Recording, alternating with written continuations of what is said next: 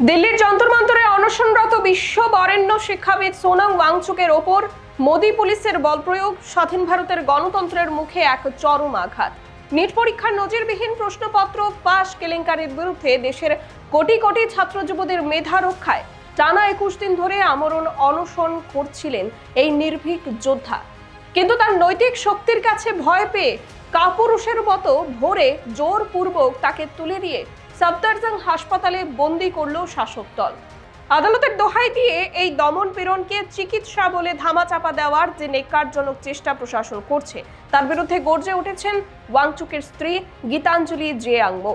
তার স্পষ্ট হুঁশিয়ারি, এই সরকারকে বিশ্বাস করা যায় না।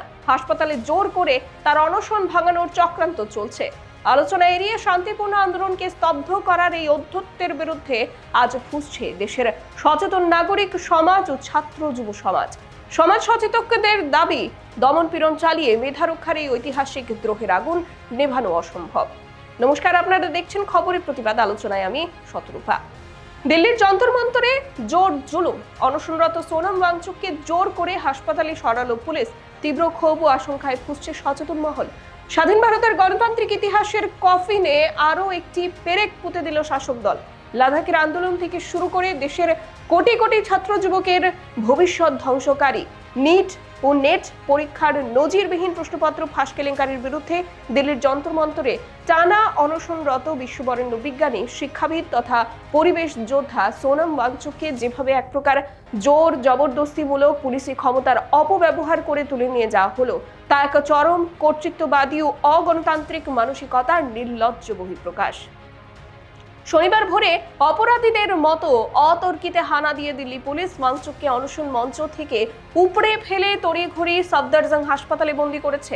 সরকারের এই কাপুরুষোচিত পদক্ষেপের পর থেকেই দেশ জুড়ে তীব্র ক্ষোভ, ধিক্কার এবং গণ অসন্তোষের আগুন জ্বলে উঠছে।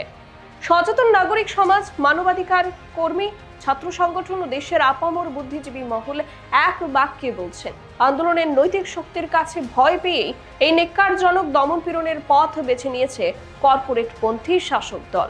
প্রশাসনের পক্ষ থেকে স্বভাব সুলভ চাতুর্যের সাথে দাবি করা হচ্ছে, দিল্লি হাইকোর্টের নির্দেশ কার্যকর করতেই নাকি শনিবার সকালে ওয়াংচুককে সফদরজং হাসপাতালে নিয়ে যাওয়া হয়েছে। দিল্লি পুলিশের এই সাফাই যে এক চরম মিথ্যাচার এবং আসল সত্যকে ধামাচাপা দেওয়ার অপচেষ্টা, তা বুঝতে কোনো রাজনৈতিক বিশেষজ্ঞ হওয়ার প্রয়োজন পড়ে না। মেডিকেল বিশেষজ্ঞরা নাকি তার শারীরিক অবনতির কথা বলেছেন। এই যুক্তি খাড়া করে আসলে দেশের সাধারণ মানুষের চোখে ধুলো দিতে চাইছে স্বরাষ্ট্র মন্ত্রক। কিন্তু প্রশাসনের এই রাষ্ট্রীয় তস্কর বৃত্তির তীব্র আপত্তি জানিয়ে রণংদেহী মূর্তিতে মাঠে নেমেছেন সোনাম ওয়াংচুকের স্ত্রী গীতাঞ্জলি জিয়াংমো। তার বিস্ফোরক বয়ান এবং সরকারের প্রতি তীব্র অনাস্থা বর্তমান রাজনৈতিক দমন পীড়নের চরিত্রকে আরও একবার আম জনতার সামনে উন্মুক্ত করে দিয়েছে।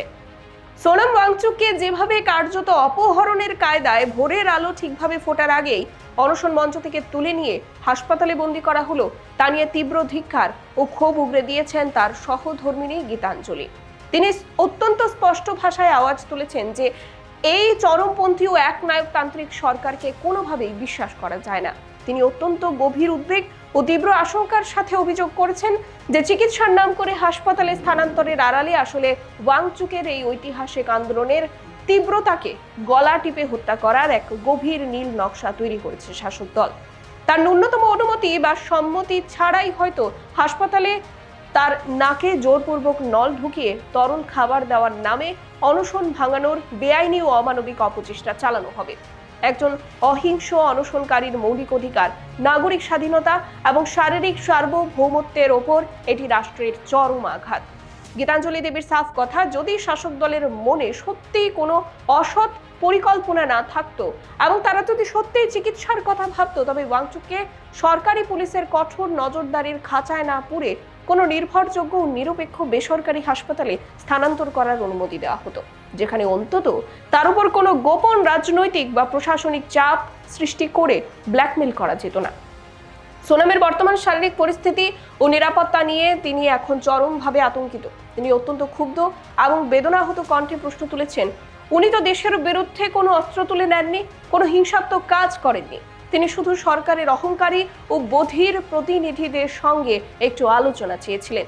দেশের ছাত্র সমাজের ধ্বংসপ্রাপ্ত ভবিষ্যৎ নিয়ে জবাবদিহিতা চেয়েছিলেন। কিন্তু গত কয়েক সপ্তাহে নিজের শরীরকে তিল তিল করে শেষ করে দেওয়ার পরেও সরকারের তরফ থেকে চরম নিষ্ঠুর ও ঔদ্ধত্যপূর্ণ নীরবতা ছাড়া আর কিছুই মেলেনি।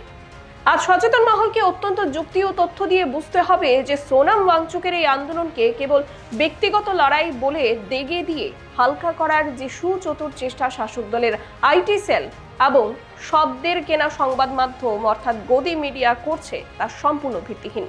তথ্য এবং সাম্প্রতিকতম অকাট্য ঘটনা প্রবাহ বিশ্লেষণ করলে এটি দিনের আলোর মতো পরিষ্কার যে বর্তমানে দিল্লির বুকে ওয়াংচুকের এই আমরণ অনশন আন্দোলন ভারতের কোটি কোটি বঞ্চিত প্রতারিত ছাত্র যুবকের মেধা রক্ষার স্বার্থে এবং শিক্ষা মন্ত্রকের রন্ধ্রে রন্ধ্রে ছড়িয়ে থাকা দুর্নীতির বিরুদ্ধে এক সর্বভারতীয় মহাযুদ্ধ।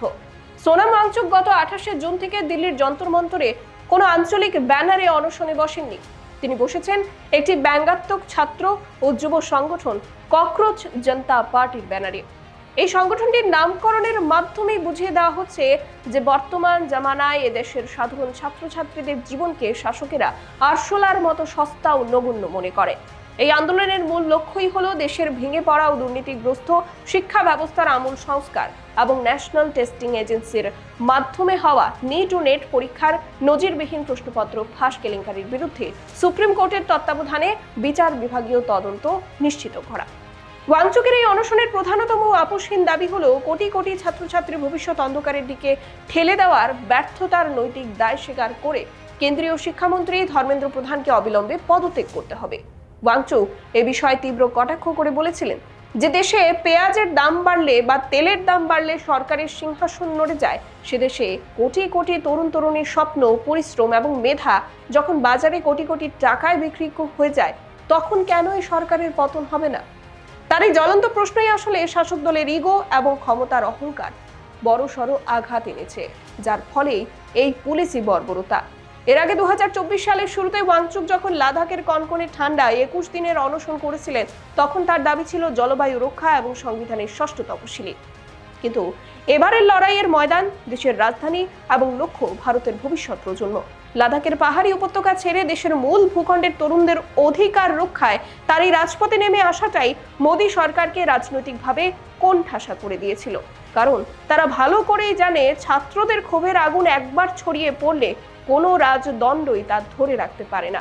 এদিকে এদিন সকালের এই ঘটনার পরিপ্রেক্ষিতে ধিক্কার জানাচ্ছে গোটা দেশ। সোনাম ওয়াংচুকের মতো একজন আন্তর্জাতিক স্তরে সম্মানিত ব্যক্তিত্বকে যেভাবে অপরাধী বা দাগী আসামির মতো পুলিশি বুটের তলায় পিষে ফেলার চেষ্টা হলো, তা ভারতের তথাকথিত গণতন্ত্রের জননী স্লোগানের মুখে এক চরম চপেটাঘাত। এই কাপুরুষোচিত ঘটনার পর সচেতন নাগরিক সমাজ ও বুদ্ধিজীবী মহল থেকে যে তীব্র অভিমত সমালোচনা উঠে আসছে তা প্রচন্ড ক্ষোভের জানান দিচ্ছে। সমাজবিজ্ঞানীদের মতে বর্তমান শাসক দল নিজেদের মন মর্জি করার এমন এক চরম স্তরে পৌঁছে গেছে যেখানে তারা যে কোনো ধরনের শান্তিপূর্ণ, অহিংস এবং গণতান্ত্রিক প্রতিবাদকেও সহ্য করতে পারছে না।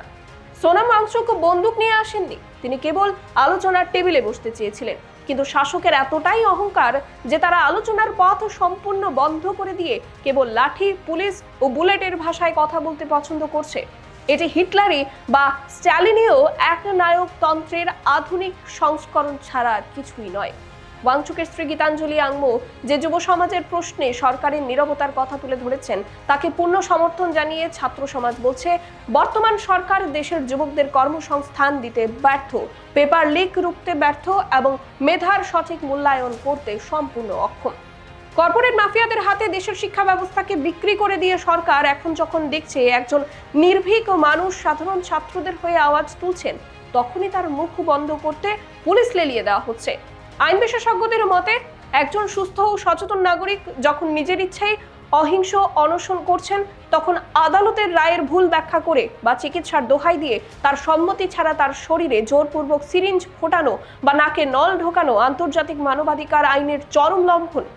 রাষ্ট্র আজ নিজের অপরাধ থাকতে বিচার ব্যবস্থা এবং পুলিশ প্রশাসনকে পে রোলে ব্যবহার করছে, যা অত্যন্ত বিপজ্জনক। সচেতন মহলের স্পষ্ট হুঁশিয়ারি, ইতিহাস সাক্ষী আছে যে কোনো ন্যায়সঙ্গত এবং জনগণের স্বতঃস্ফূর্ত আন্দোলনকে কেবল কারাগার বা হাসপাতালের 4 দেওয়ালে বন্দী করে স্তব্ধ করা যায় না। যন্ত্রমন্ত্রের এই দমনপীড়ন ছাত্রদের ক্ষোভের আগুনে ঘৃতাহুতি দিয়েছে মাত্র।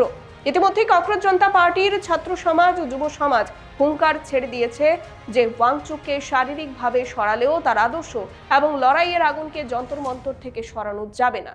20 জুলাই প্রস্তাবিত সংসদ চলো মার্চ বা সংসদ অভিযান কর্মসূচিকে আরো ব্যাপক ও তীব্র আকারে সফল করার ডাক দেওয়া হয়েছে। প্রসঙ্গত, একটি প্রকৃত গণতান্ত্রিক রাষ্ট্রে শান্তিপূর্ণ বিক্ষোভকারীদের দাবি শোনা এবং তাদের সঙ্গে সম্মানের সাথে আলোচনায় বসা সরকারের কোনো দয়া নয়, বরং সাংবিধানিক বাধ্যবাধকতা। সোনাম ওয়াংচুক কোনো রাজনৈতিক দলের লেজুর বৃত্তি করতে আসেননি। তিনি দেশের শিক্ষা ও প্রকৃতির রক্ষার দূত।